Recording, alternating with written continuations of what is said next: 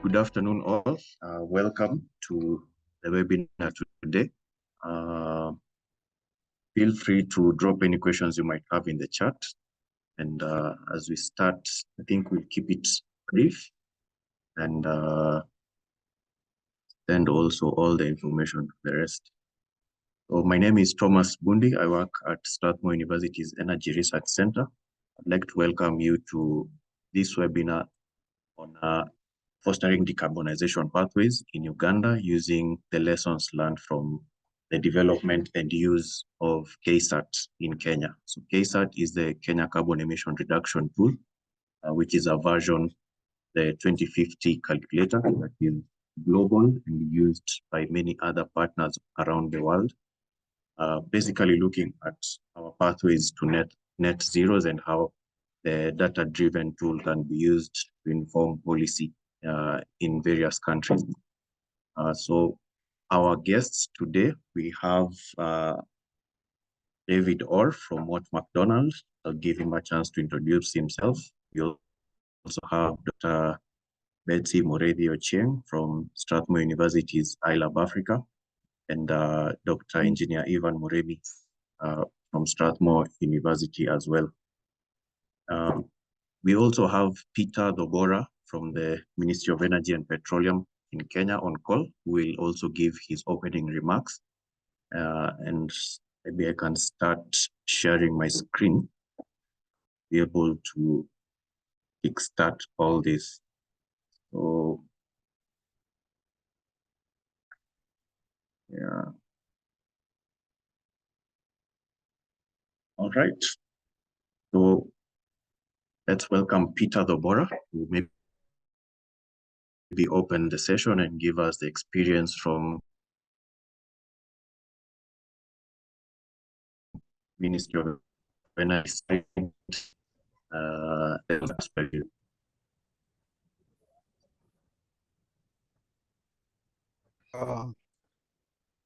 For this opportunity. My name is Peter Dofora. I hope I'm audible. Yes, we can hear you, Peter. Am I audible? Good. My name is Peter Dofora. I work in the Ministry of Energy, Kenya. I work in the Directorate of Renewable Energy. I have been heading and coordinating the development of the calculator tool that we call KCERT 2050 or Kenya Carbon Emission Reduction Tool 2050. That has, we have been working on the development of the tool since 2021, around the mid of 2021. Maybe I can start by mentioning that the tool is a useful tool for any country to determine how you can get pathways to manage or even project emission reduction in the energy sector. Basically, the tool has some good uses. For example, it can help users, this being either government or businesses, academia, and individuals, to understand the range of possible energy pathways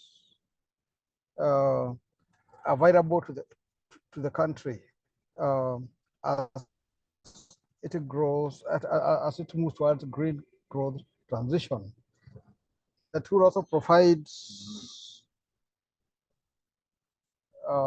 energy demands, supply and emissions, and potential implications for key sectors in Kenya on issues such as maybe what do we import, and also the requirement of other infrastructure.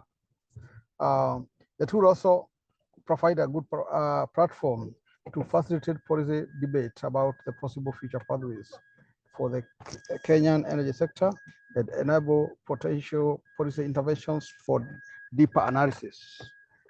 Also, the tool assists planning to meet the country's nationally determined contributions, which stands at 32% by the year 2030. On the tool is interactive. It's an interactive energy model tool and assists in addressing fundamental questions or fundamental issues. How well maybe the tool, the renewables energy satisfy our energy demand in the future, and what could be the impact of the individual behavior change. And also, we also look at how maybe the use of the fossil fuels that may be required in the coming years. Also, the issues also looks at the pathways that could achieve net zero emissions target, and even what is the impact it may have if we delay the action or taking action. We look at the reduction of emissions as we also grow our economies, and maybe the cost of maybe emissions reduction. We also, the tool also is important as it will look at the energy supply by the target year of 2050 and whether that energy will meet the demand. So the key issues in Kenya and the main aims of the tool in Kenya is to be used to explore decarbonization pathways, as well as support development of the long-term strategy for the Kenya climate change mitigation measures. The tool also use the KCERT, to provide guidance to the development of only few of sectoral plans, like in our country, like the Risk Cost Power Development Plan, the bioenergy strategy, and the Kenyan National Energy Efficiency and Conservation Strategies, among others in the energy sector. And the tool also enhance a collaborative approach in developing maybe through engagement and finding maybe nexus with government, ministries, industry, private sector, investors, academia, civil society, organizations, among others, and the general public. The tool is also important as it ensures sustainability and also building capacity of the members who are to be involved in the projects in the country. The tool also enhance the effort by the ministry in the various counties, especially where we have programs in the county. Now that our country has a devolved government system for 7 counties and the national government.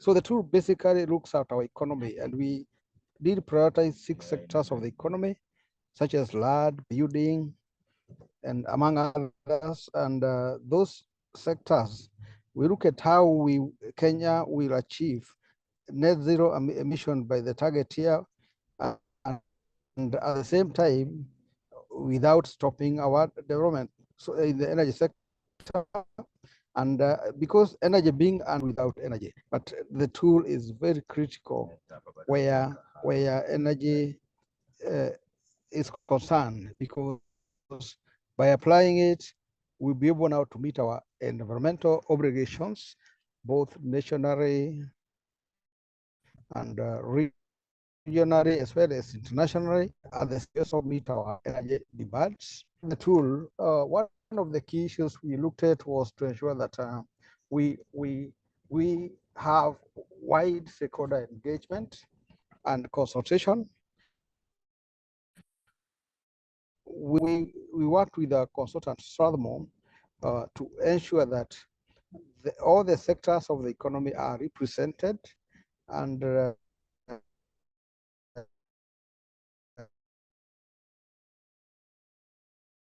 we also even for Uganda, because as Kenya and Uganda are so closely related and linked, there's need to ensure that there's a buy-in from the public sector, and this will be achieved by having that we have players from the public sector leading maybe the sector or the sector reads, so that we can move. You can be sure what you get will be of value, and you get a buy-in from the government or from the public. In our experience, as we are developing the tool, the issue of stakeholder engagement, the issue of credible data was very critical. And this data must be data that is verifiable, data that is acceptable by all the stakeholders. We brought on board the government, the private sector, the academia, the civil society, to ensure that none of the players are left out, And by the time we managed to develop the tool within a period of 11 months, we were able to validate all the data, all the information, all the analysis that we had done, and to get a buy-in by the sector in Kenya. It is a requirement for for us to engage the stakeholders. That is our katiba. There's no way about it. So that was our experiences, and we ensured that the tool is developed by Kenyans using Kenya skills and also using local knowledge, local personnel to come up with a tool that is acceptable to all, that is actually looking at the country context. And it's good that our brothers from across the border, they also may get a few buy-in from that, because once you have the tool in place, much as you can upgrade, it's good to have the initial one that is showing the face of the country in terms of the climate mitigation and also resilience.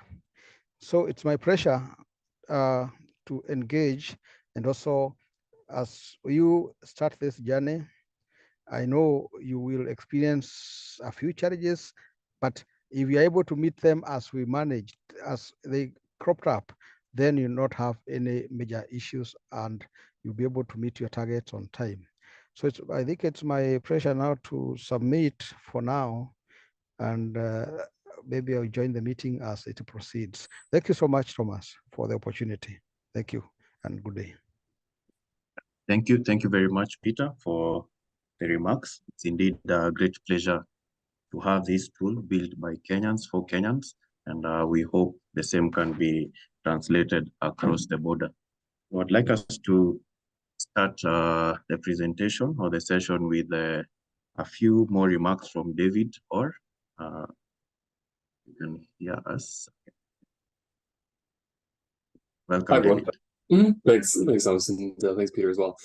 So I wanted to firstly welcome you all to the conversation and understanding a bit more about what the 2050 calculator does, and then how it can also hopefully be applied across the region, and in particular, of course, in Uganda as well.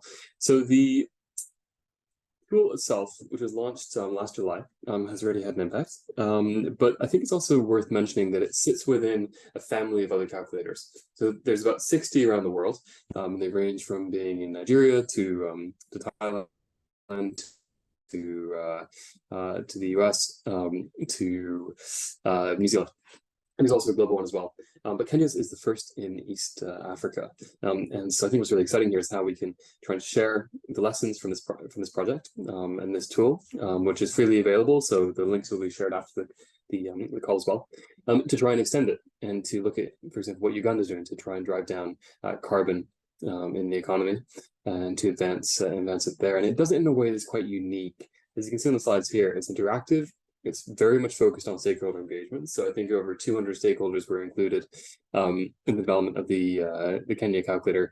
And at the end of the day, it also uses a very robust evidence-based mechanism. So it's not based on a hypothesis. It's not based on simulation. It's actually real data that's been sourced from all the stakeholders, brought together, made open source, so anyone can engage with it. That's really exciting.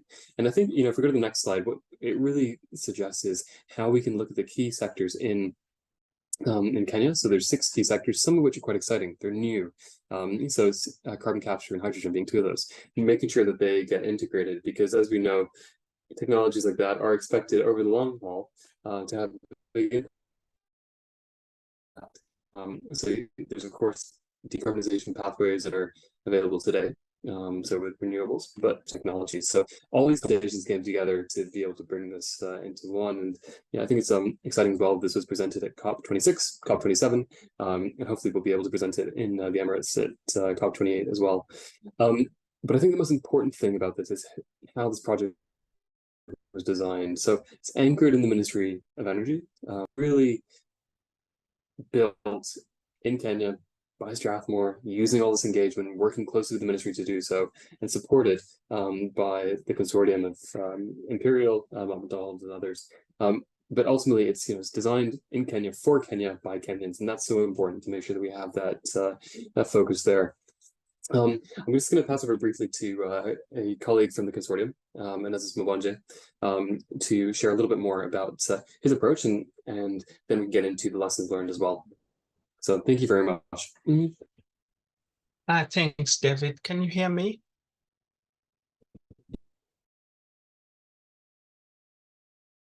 Yeah. Anezis Mubonje. I'm a Kenyan by birth, proud to be a citizen of East Africa, but currently residing in the United Kingdom. I'm a research fellow at Imperial College London and a visiting researcher at Strathmore University in Kenya. I'm part of the 2050 International Calculator Consortium and a technical lead with responsibilities of building capacity in the Global South. I'm proud of what we have achieved in Kenya as a consortium in bringing KCERT to fruition for the Ministry of Energy with our downstream partner, Strathmore University. If we want to decarbonize the world, we must work together as nations. And tools such as KCERT do help to develop and foster country decarbonization pathways that ultimately contribute towards a decarbonized world. KCERT will continue to support and stimulate the decarbonization debate across all state departments in Kenya. No doubt, it will continue to help break down silos and generate consensus necessary to effectively combat, mitigate, and adapt to climate change. The decision support capacity that the consortium has developed in Kenya is its great legacy, and proud that through KCERT project, many other countries in East Africa bloc, including yourselves here in Uganda, will be inspired and supported to develop your own bespoke calculators. Let me take this opportunity to sincerely thank each one of you for taking time to attend this webinar today. Please ask as many questions as you can to gain full understanding of what it takes to replicate KCERT in Uganda. Asanteni sana. God bless you all, and over to you, Thomas. Thank you. Thank you very much, David and Onesmus. I think we are now at a good place. You've set the scene, and I would like now to welcome Dr. Betsy Morethi to take us through how the tool was developed, what it does, and what are the frameworks behind it. Welcome, Dr. Betsy. Thank you, Thomas. So I'll do a brief introduction to KCERT 2050, looking at how the tool was developed, what it encompasses, and some high-level assumptions that went into the development. So KCERT 2050 is an integrated model of energy demand and supply, also focusing on greenhouse gas emissions. So we modeled the generation of emissions of carbon dioxide, methane, and nitrous oxide, and land use as Kenya. So the main aim is to identify energy secure pathways for greenhouse gas abatement and reduction with an aim of net zero by 2050. So the calculator does show the different scenario analysis for 2050, but it has allowances to model emissions and energy consumptions up to the year 2100. At the heart of the tool is expert stakeholder engagement and activities. So the different scenarios that were developed were brought together by sector leads and expert stakeholders who were brought together to look at what are the different scenarios that we can use. So the tool doesn't just focus on one, on energy generation and consumption in terms of energy and supply, but takes a holistic or a system perspective by looking at the interactions between sectors. So the 6 sectors that were modeled were buildings, both domestic and non-domestic, industry sector, land use and bioenergy production, CO2 gas removal, as well as I said industry.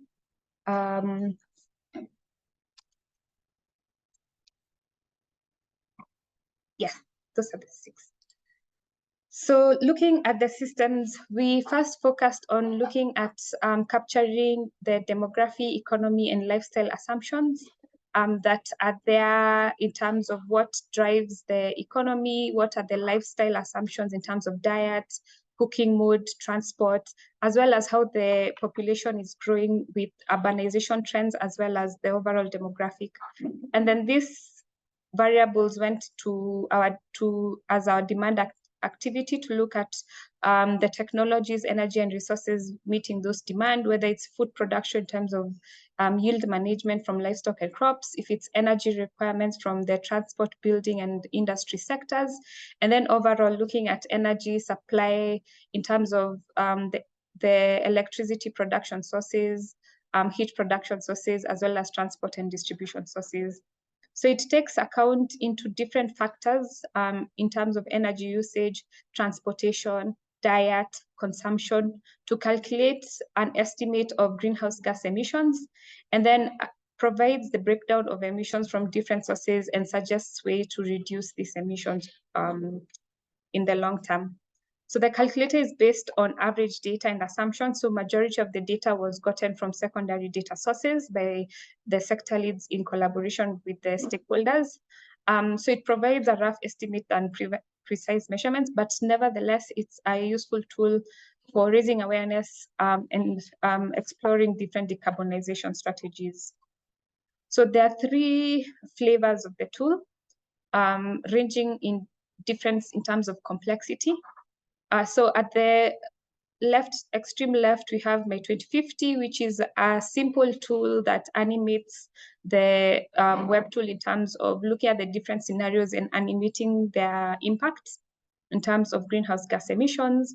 So this one can be used for general public and students to kind of get an idea of what the different strategies that are currently being put in place or being thought about in terms of reducing greenhouse gas emissions.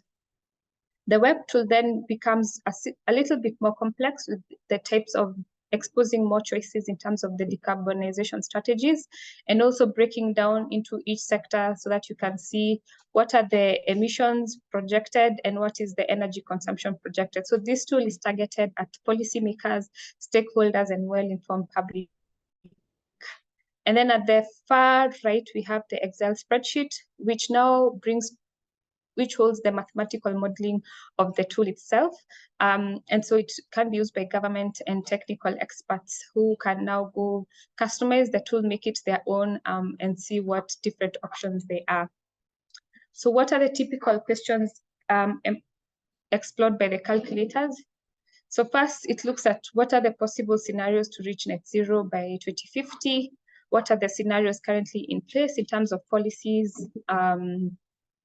And then number 2 looks at existing national scenarios. So those are the NDCs, and compare them to potential alternative scenarios. So you can set what the national scenarios are and then tweak the level of ambition. And then look also at current climate targets and see, can we make them more ambitious?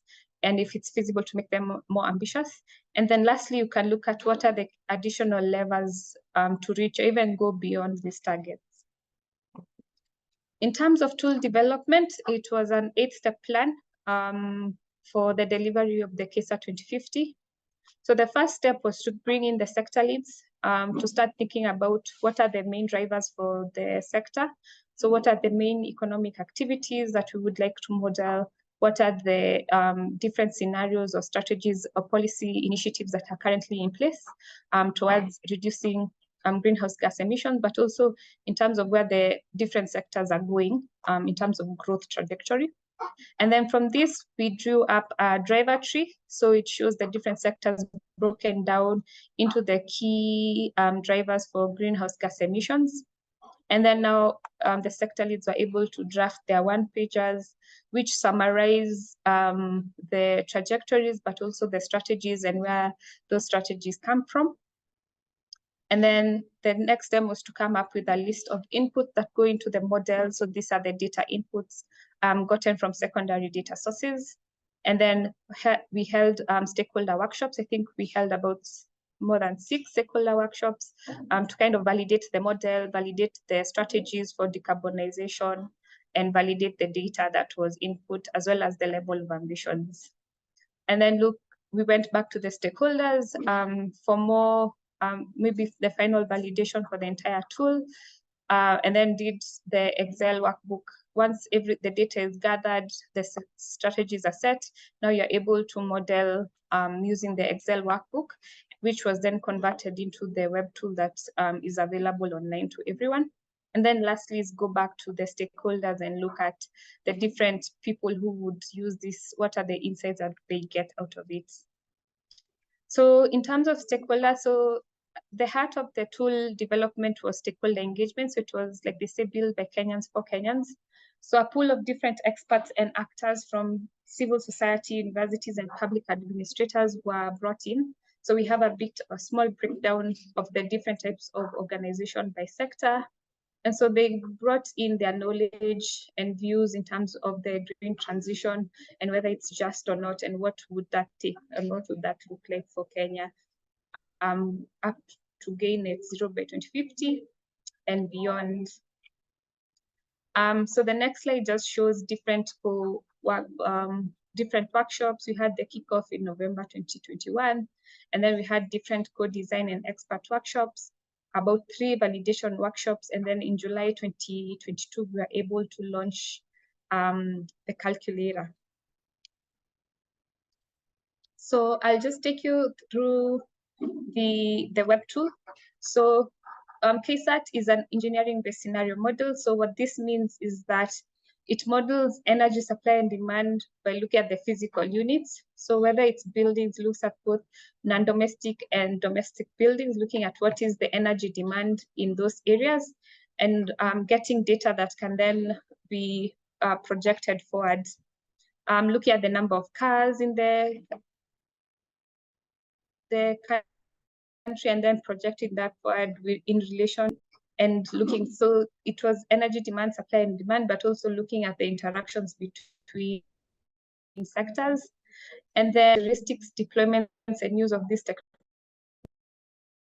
technology. So you allow the user to either change different technologies, if it's increasing the use of renewable energy versus non-renewable energy, increasing the use of electric vehicles, and so forth and so on. It does not make economic-based assumption about the way the behavior that affects supply and demand. So it doesn't looks at as is scenarios. And then it does not optimize the energy system, but have allowances to include the costs of different technologies. But this first version were mostly gas emissions. Going forward, we might look at how including costs in order to see how much each scenario would cost. It would be a good output. So KCERT is an interactive, the web tool is an interactive web interface. On the very left, you have different levers. So we have, in the Kenyan perspective, we had about 39 levers.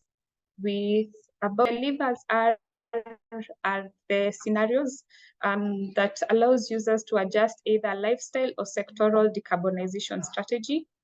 So each lever relates to a different type of action to reduce emissions.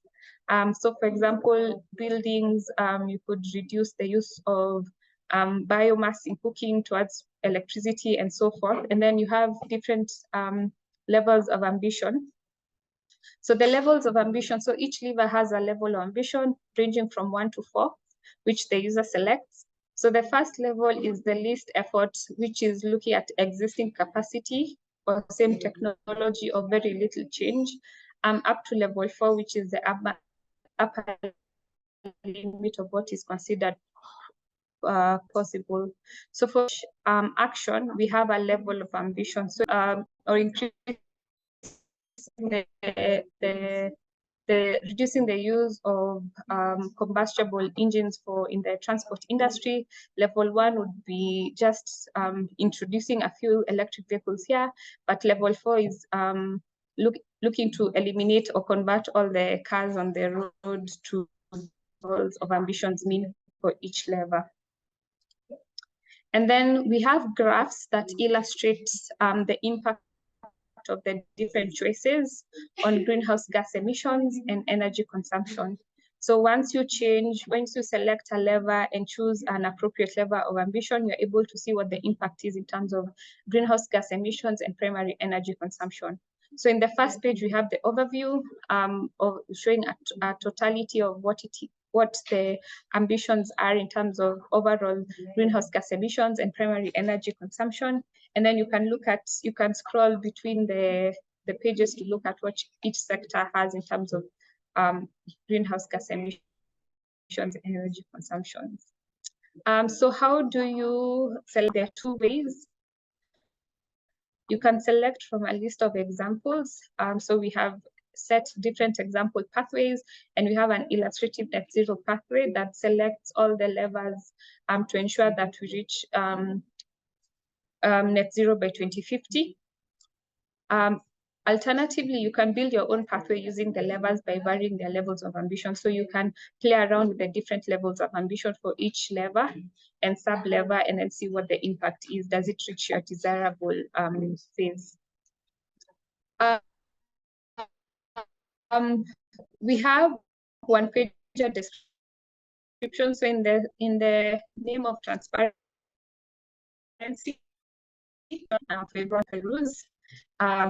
so it's a to make corrections or come back to us and say that maybe we need to be more ambitious on this. So the one pages are available. If you click on a lever, you get a description of what the lever is about, what are the assumptions behind it, and then get what the inputs were and where the data was gotten from in terms of policy directives.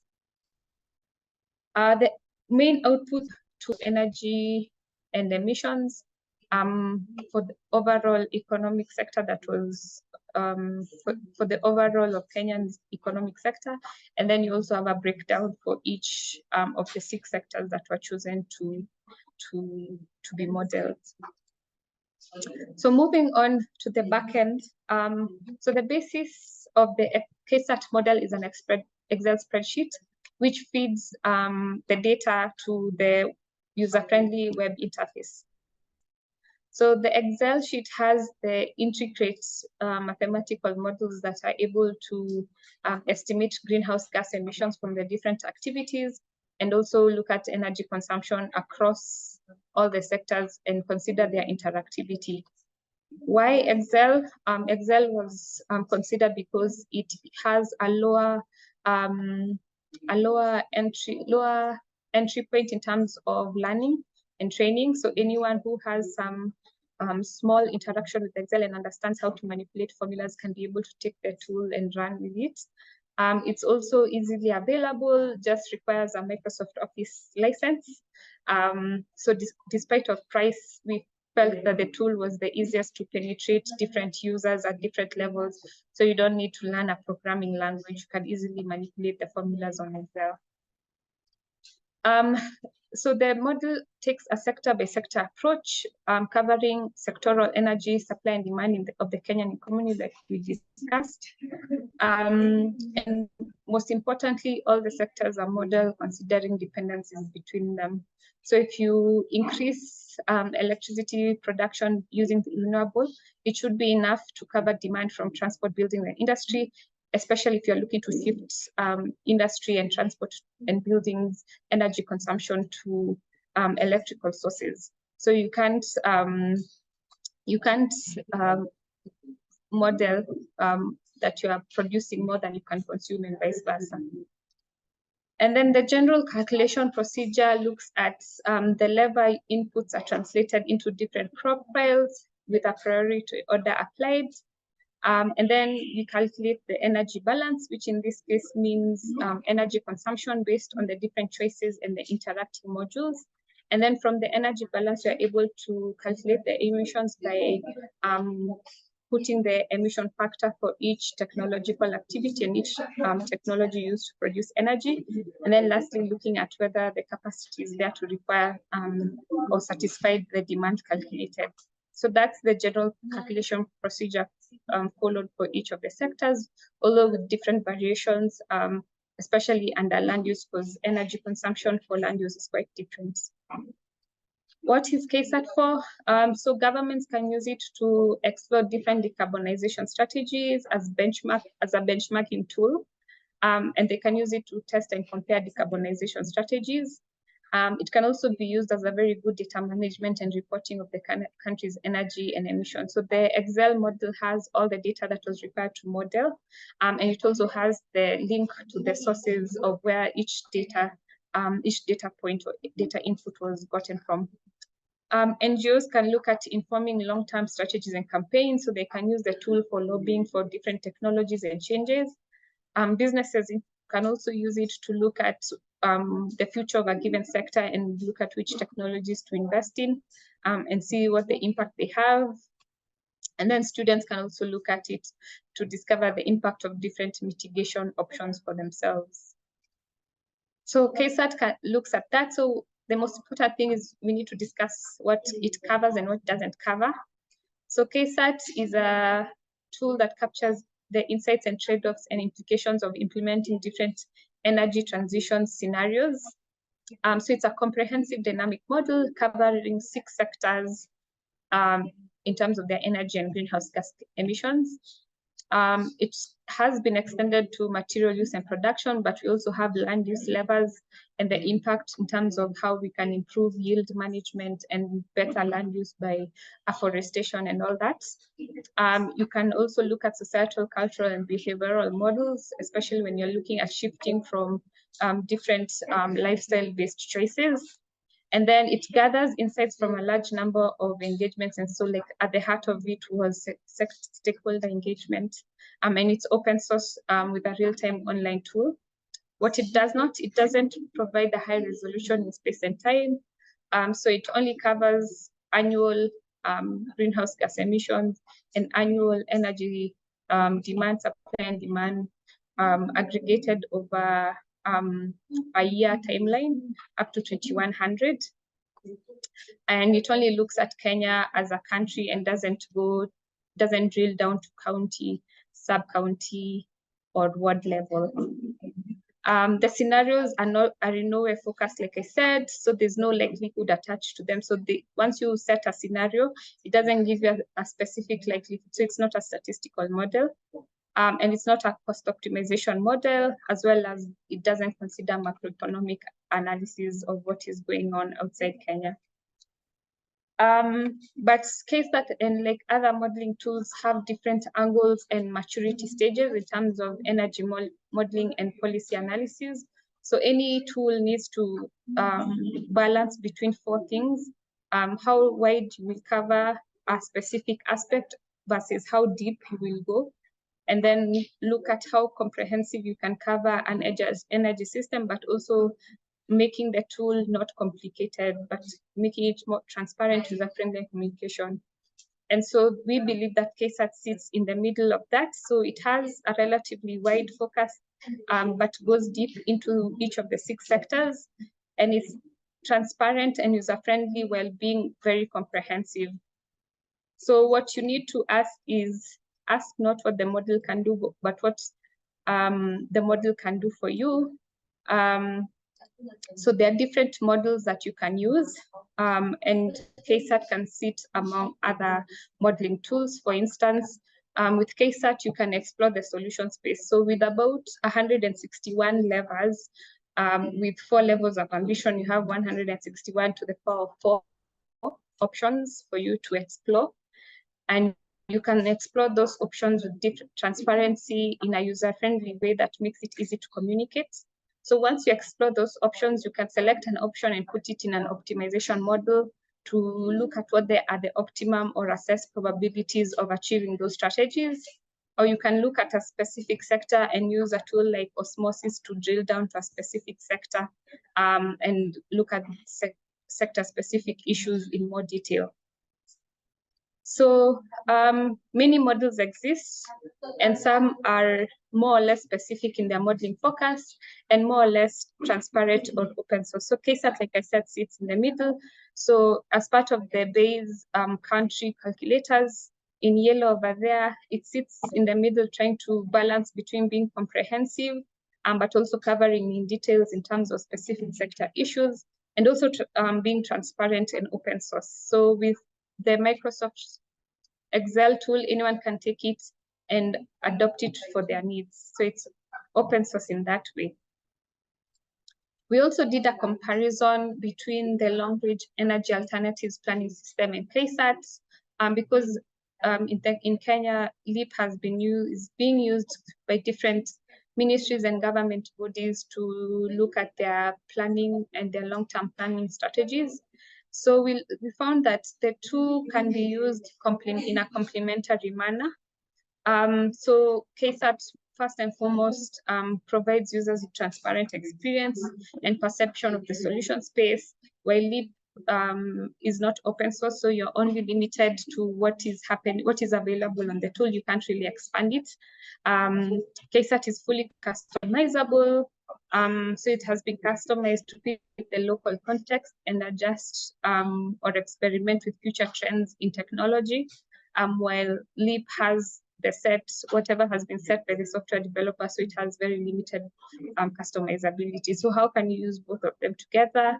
So KCERT, like I said, you can use it to grasp the solution space, so design different pathways, assess different policy questions, and look at what the real-time impact of changing activities or using this technology penetration, and then use that to communicate to both technical and non-technical users.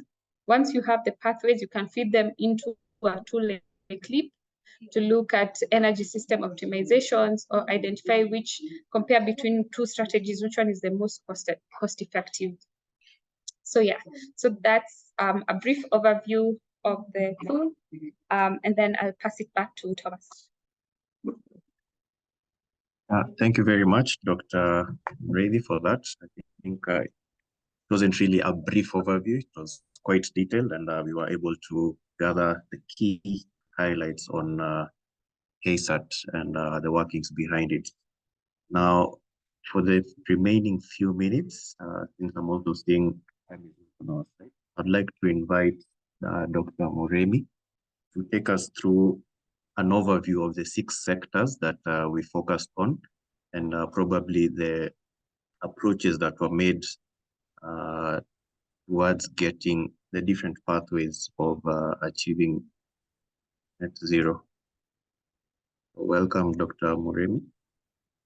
Thank you, Thomas, and good afternoon, everyone. So, diving a little deeper into the 6 sectors, which Betsy has alluded to. So we looked at, or we narrowed down to these sectors, looking at the greenhouse gas emission potential of each of the sectors, and realized that these are the ones that are mostly responsible for our emissions.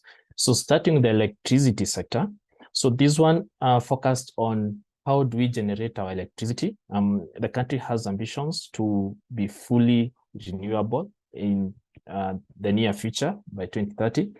And therefore, currently we are looking at what are the sources of energy and what are the sources of electricity rather that have been planned for in our least cost power development plan. And these sources gave us the 8 levers that we had. And for each of these levers, then we had their ambition levels, as we will see in the next slide. Tom, we may go to the next one. And here we see that if the source is renewable, then we are targeting to increase its production. And therefore, in each of the ambition levels, we seek to increase its production. But for the sources that are fossil fuel-based, for example, natural gas, you notice that by the time we go to the most ambitious level, that is level 4, then we say we do not need it.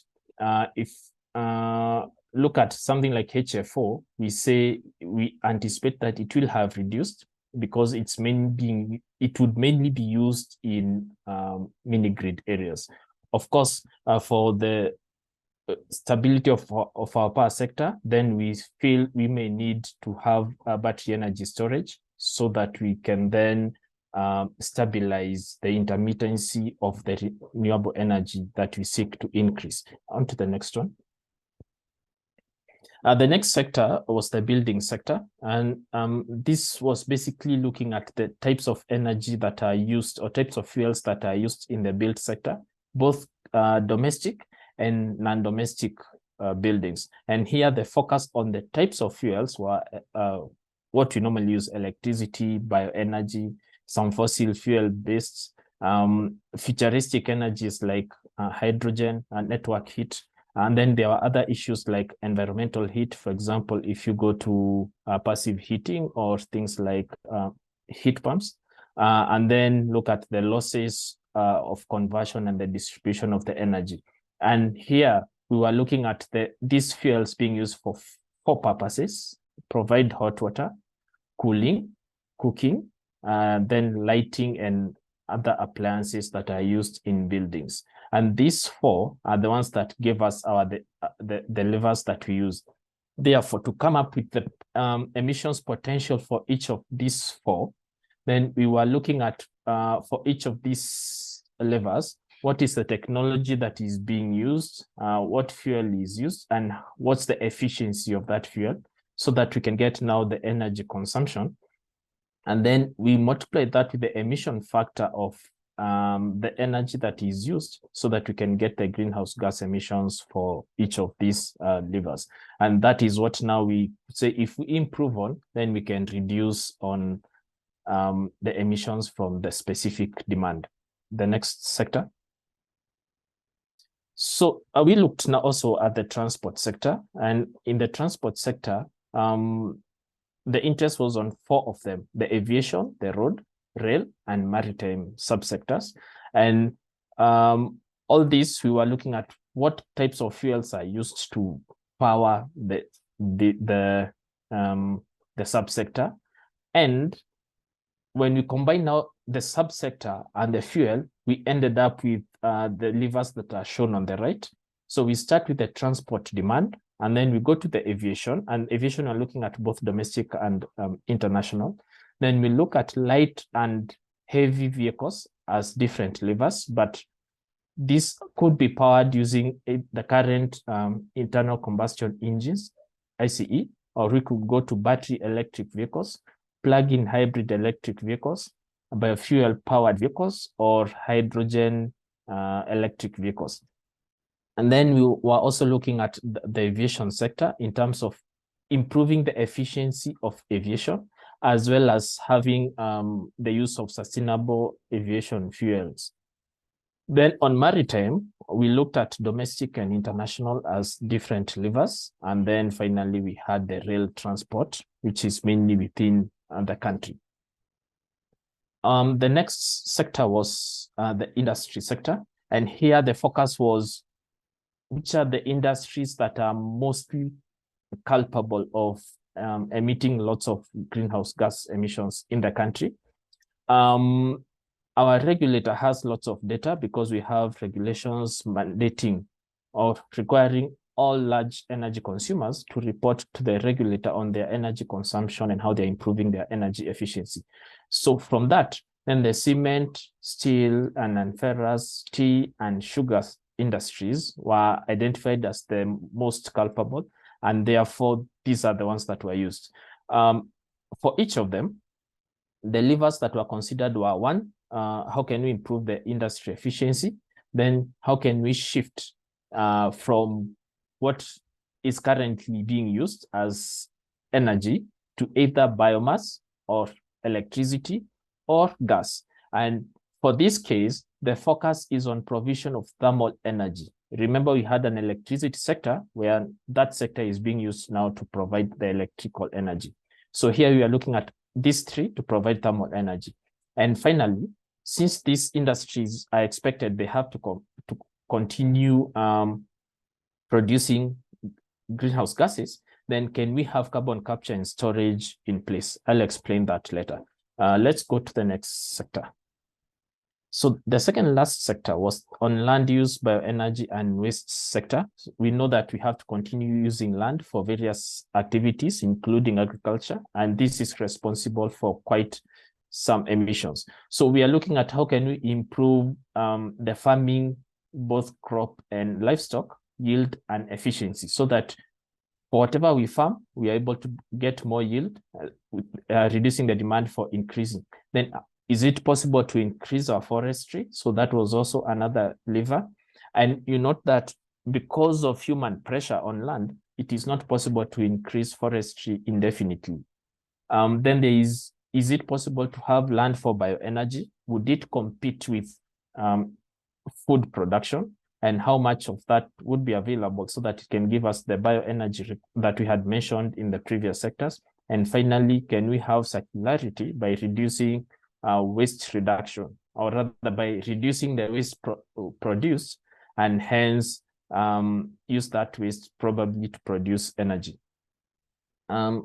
Next, the last sector was on CO2 removal and gases. So this is a sector that focused on what we would call new technologies that could help us now to either remove the CO2 from the atmosphere or have alternative gases that are CO2 neutral that could be used to provide the energy that we need. So the technologies we considered rather were hydrogen. It can be green, that is hydrogen produced from renewable energy. It could also be blue, that is hydrogen that is produced from fossil fuels, but then capture the CO2 that is generated so that it's not emitted to the industry. And then it can also be biohydrogen, that is hydrogen from biomass. And because biomass has a carbon component, capture again the CO2 so that you make sure that you are carbon neutral.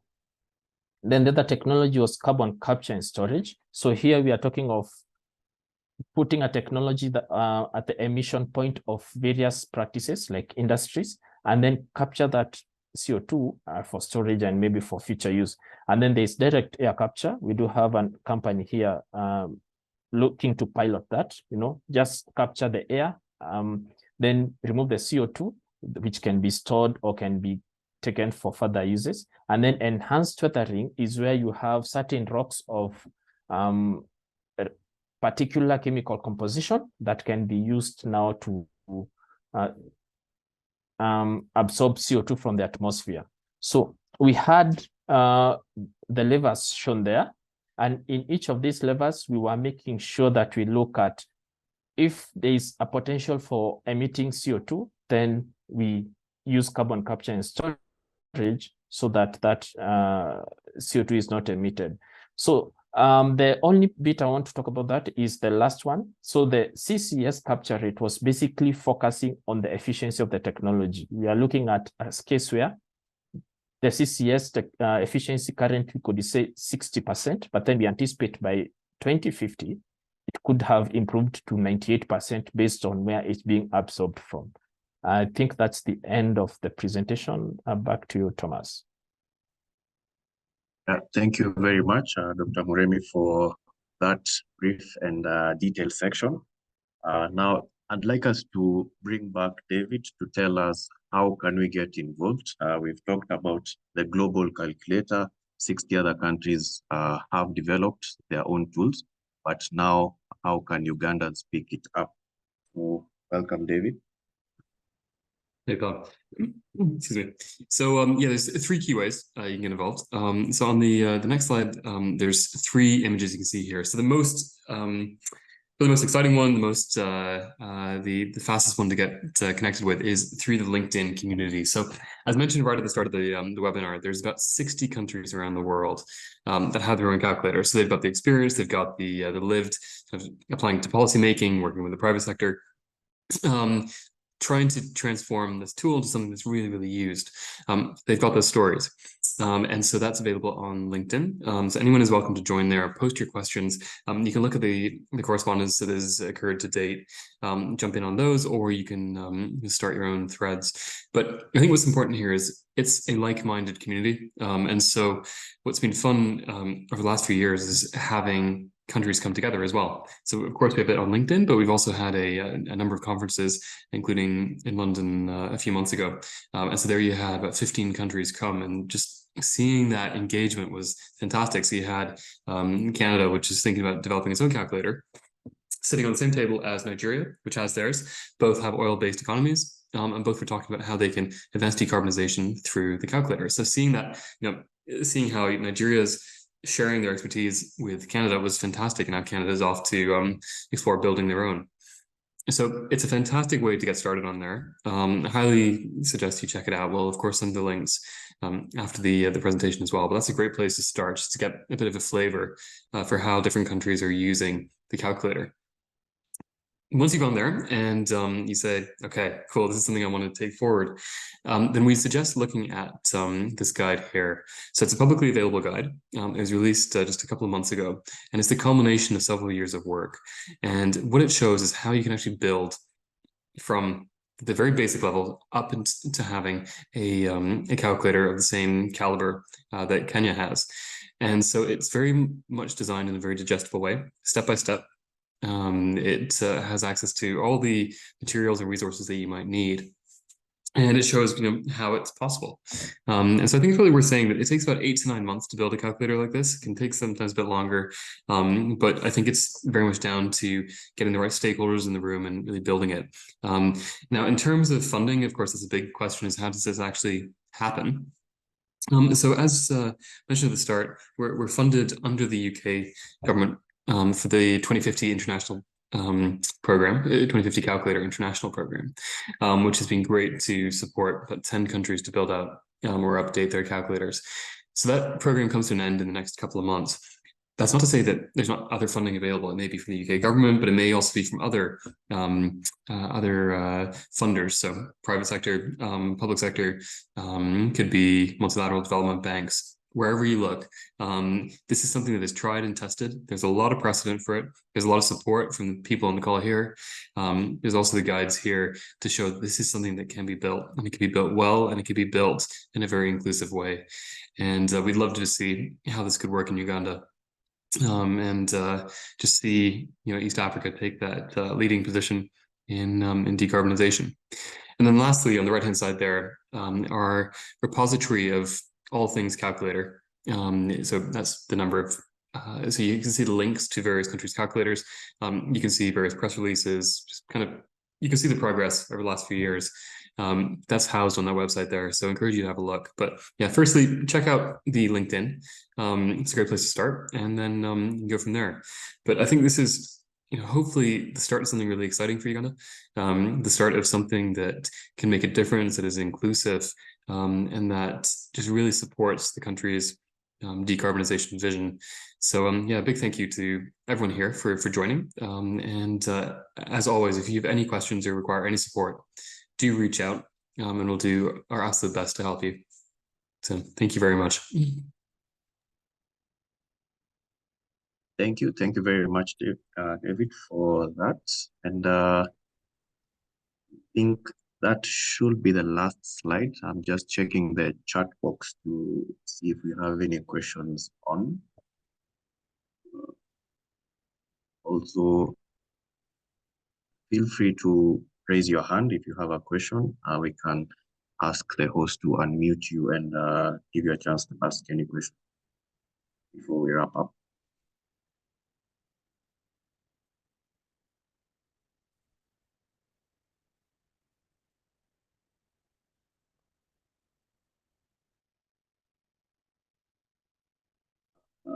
Any question? Could also be a comment or a remark.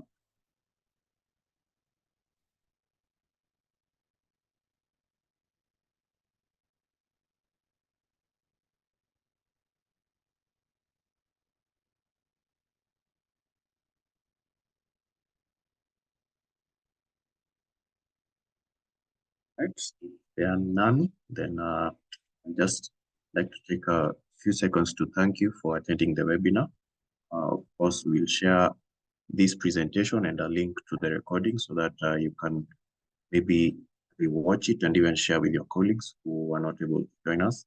I will also include contact details for all the presenters, and we'll be able to get a chance to maybe interact more. Feel free to engage on the LinkedIn platform and also visit the links that you will come across in regards to the 2050 calculator. Thank you very much. You can give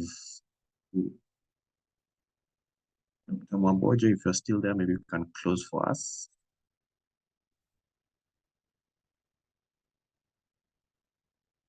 Was that me? Yes, yes, yes. Yeah, no, I think it's good that we have been able to engage in this way with also our colleagues from Uganda, and I hope you have been sensitized enough and your curiosity arose during the webinar, and that you'll be able to engage with us as a consortia, but also with the team, with the Kenyan team, the Stratport team who developed the KCERT. If you've got any question, be it very simple or even more technical, please do get in touch so that we can be able to respond to those. Thank you once again for making time to attend the webinar. Please do spread the word in Uganda, share the recording and the slides to your friends, your colleagues at work, so that the word can go around to reach everyone as we battle this great problem that we have worldwide on climate change. Asanteni sana. Have a good day.